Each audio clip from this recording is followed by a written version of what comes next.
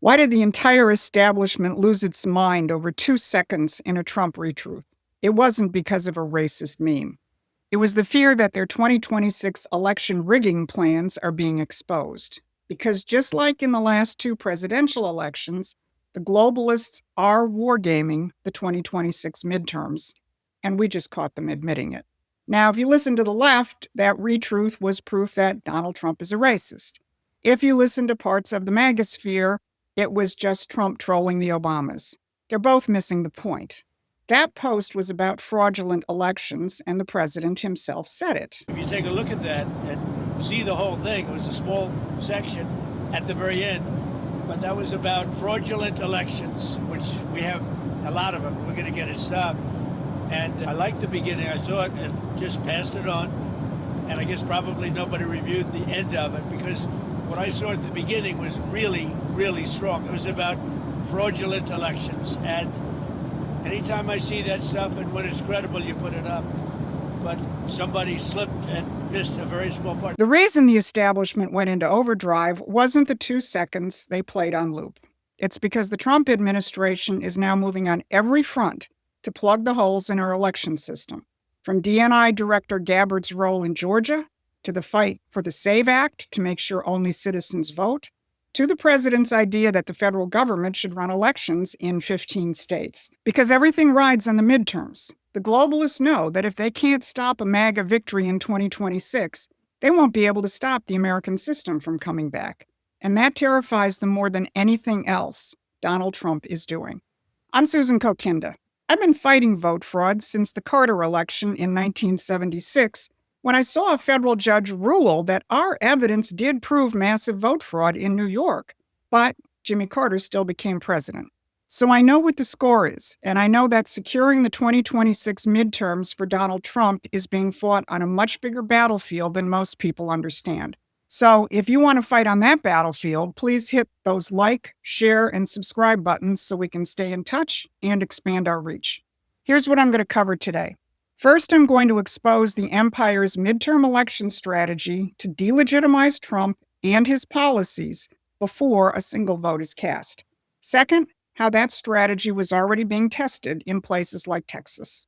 And third, how the Trump administration's revival of the American system is the weapon that defeats it. So let's go back to that racist post. Because 99% of that retruth was about the 2020 election and how the vote count stopped on election night in key states, and how Donald Trump's lead was then reversed as Democratic votes materialized out of thin air. The media doesn't want you to see that part because the Trump administration is now moving on every mechanism that was used to do it, like the FBI raid on the Fulton County, Georgia Board of Elections with DNI Director Tulsi Gabbard's presence, and the possible smoking gun evidence from Venezuela, where the arrest of Maduro may have provided hard proof of foreign interference, and all of the other efforts to force the states to clean up their voter rolls. But what has really put the elites into high gear is the president's suggestion that the federal government should run elections in 15 states. That has set the empire's election propaganda machine into overdrive. Look at this headline in Mother Jones. Project 2026, Trump's plan to rig the next election. And Amnesty International has just released a video showing a dystopian America warning of human rights crisis under Trump as voting rights face 2026 midterm threats. Now, I want you to listen to Michael Waldman of the Brennan Center speaking in an interview with The Atlantic magazine. But before you do, let's remember what the Brennan Center did in 2024. It was at the heart of the tabletop wargaming exercises to plot how to deny Trump a re-election victory. And here they go again. The difference now, of course, is for the first time, I think, in American history, the federal government and the Trump administration are actively waging an effort to undermine the 2026 elections. Let that sink in. The Brennan Center is calling routine election security measures an unprecedented effort to undermine elections. Now, Waldman isn't alone in tipping off the globalist plans. Michigan Governor Gretchen Whitmer, often touted as a possible 2028 Democratic presidential candidate, kind of spilled the beans in a recent interview. What do you assume the president's approach is? He's talked about redistricting, gerrymandering, but do you assume that the president will be doing more to interfere, from your point of view, with the results? I think it would be a mistake to assume that they're not going to. So I don't know precisely what it is that they might come up with, but we've got smart, sophisticated, savvy people around the tabletop that we will continue to get prepared. Around the tabletop. That's that word again. And then when the interviewer pressed her on the details, here's what she said. There are important reasons that I'm not going into a whole lot more detail on that, Steve. I think, I'll just leave it at this. We've got some brilliant folks who are working on this, and we will be prepared. Think about that. The governor of a key battleground state just told you there are some brilliant folks working around the tabletop to prepare for the 2026 elections. She used the exact language of the 2024 wargaming operations, and then she refused to get specific. I wonder why. So if you're beginning to realize that the fight for the midterms is being waged on a battlefield most people don't even know exists, you need to subscribe to Promethean Action's free newsletter. We've been exposing these operations for decades, and we'll help you see what's really happening so you can fight it. So please head on over to the Promethean Action website and subscribe. Because the elites are really in a mortal terror. They see in President Trump's second term a full-on declaration of war against their globalist system and a revival of the American system. And all they can do now is to try and cut it off by running their war games and their psychological operations to deny the president a Congress that will work with him, and they would like to give him a Congress that will impeach him. Now, we just saw that strategy in action in Texas. On January 31st, a special election for a Texas state Senate seat turned into a warning shot. A district that Donald Trump carried by 17 points in 2024 saw the Republican candidate lose in what should have been an absolutely safe race. Now, let's go back to that interview with the Brennan Center's Mike Waldman and look at when it was recorded. It was recorded back on December 10th. And here's what Walden said then about how Democrats could flip back voters who had voted for Trump in 2024. And in Texas in particular, for example, what they aimed to do was move some more Democratic voters out of Democratic districts and in fact to try to flip some of the southern Texas districts that have been, to many people's surprise, moving toward the Republicans, even though they're heavily Hispanic. But that kind of assumed that the voting patterns in that community would stay the same as they were in 2024, when Donald Trump won a very substantial share of the Latino vote all over the country. The ICE raids, the brutality, and all these other things we've seen seem to be pushing that community back toward, in a sense, more traditional partisan landing spot in the Democratic Party. Did you hear that? They were counting on the anti-ICE provocations. This is a month before things really escalated in Minnesota. They predicted that the violence and the media hysteria would push Latino voters away from Trump, and in Texas, it worked. And you can bet that people at the higher levels of the empire have no problem with people getting killed, and that's what happened in January. The Minneapolis shootings, the rioting, all of it fed the narrative that Trump is an authoritarian. And then the empires turned that narrative into votes in a Texas special election. That's how wargaming really works. It's not just about the operational side of stealing votes, as important as that is. It's about carrying out the kind of full-spectrum psychological warfare that traps people in the globalist narrative and manipulates them into voting against their own interests. So how do you defeat that? Well, you put people in the real world of economic growth that is being built by the Trump administration. And here's the irony. In that Texas race, the Democratic candidate talked about economics, jobs, and wages, while the Republican candidate pulled out the tired old Karl Rove Bush playbook on social issues. Think about that. The Democrat stole Trump's economic message while the Republican ran away from it. And it's even worse. Across the country, deep state Republicans are telling candidates to distance themselves from Donald Trump. Here's what a former chairman of the Michigan Republican Party said.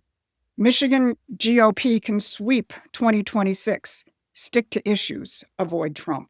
Now that is a losing formula, and it's not an accident because it's designed to lose. But the winning formula already exists, and the Trump administration is laying it out every single day.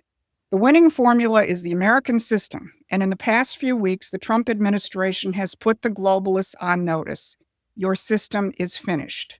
Last week, Vice President J.D. Vance opened the critical minerals ministerial meeting in D.C.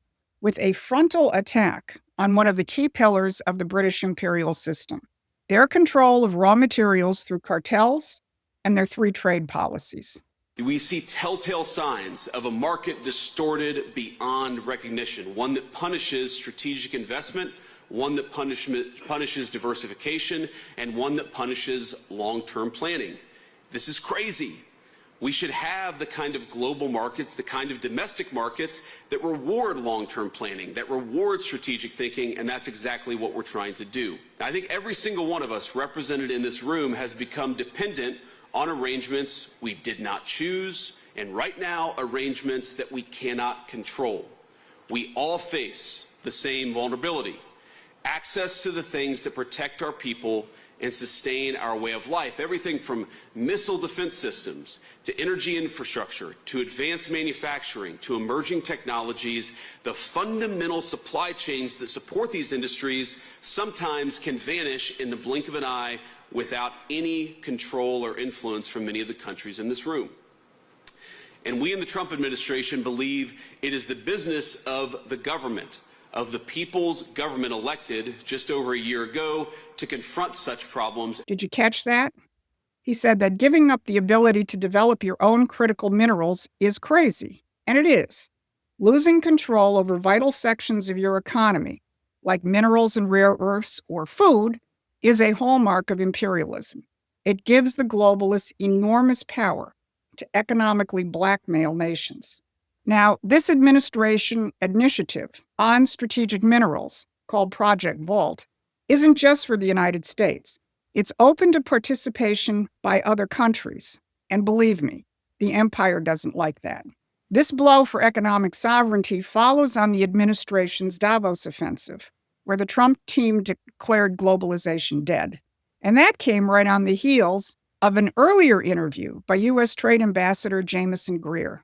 He did a no-holds-barred takedown of the British free trade dogma in an interview with The Economist. Here's World Trade Organization agreements, here's NAFTA, here are these other trade agreements, and they're set in stone, and they will never change, even if it leads to offshoring of America, even if it means manufacturing lossing, even if it means that China becomes the biggest manufacturer in the United States. It's a suicide pact and we have to stick to it. That's crazy, right? That is a recipe for losing your sovereignty and your economic vitality, and we can't have that. Think about that. The U.S. trade representative just called the last 30 years of trade policy a suicide pact. And he did it in an interview with The Economist, which is the editorial flagship of the City of London. Now, here's the historical context that almost no one is giving you. The policies being talked about by Greer and Vance are an open revival of the American system. The British Empire that thought they had finished off these policies over 100 years ago with the assassination of William McKinley in 1901. President McKinley was the last aggressive user of tariffs, the last proponent of the American system of Hamilton and Lincoln. And after McKinley, we got the Federal Reserve, imperial wars, and the Anglo-American special relationship. That's what's so extraordinary about this moment. The administration's full-on embrace of American system principles actually defines what it means to make America sovereign again. And it is the message that wins elections, because it will change people's lives. So let's step back and see what's really happening. The globalists are already running their tabletop war games to rig the 2026 midterms. They're pre-positioning the threat to democracy narrative to delegitimize any Trump victory. And they're testing their psychological operations in places like Texas and Minneapolis. But here's what they can't stop. They can't stop the factories being built, or the mortgage rates coming down, or the tariffs that are reshoring American industry and bringing jobs back. The American system is winning, and that's why they're desperate. Our job, and I mean all of us, is to make sure that the midterm campaigns are fought on this ground, the ground of economic growth and sovereignty, not on the ground the empire has prepared for us. Promethean Action is doing just that. We're building a movement that will defeat these operations by backing President Trump's economic revolution. If you want to be a part of that fight, get active with Promethean Action and help us grow with a supporting membership or a contribution. Because the next 9 months going into the midterms will determine whether the Trump revolution continues and whether we really do regain our independence. This has been your Monday Brief. Thanks for watching. Please take a moment and subscribe to our free newsletter at prometheanaction.com.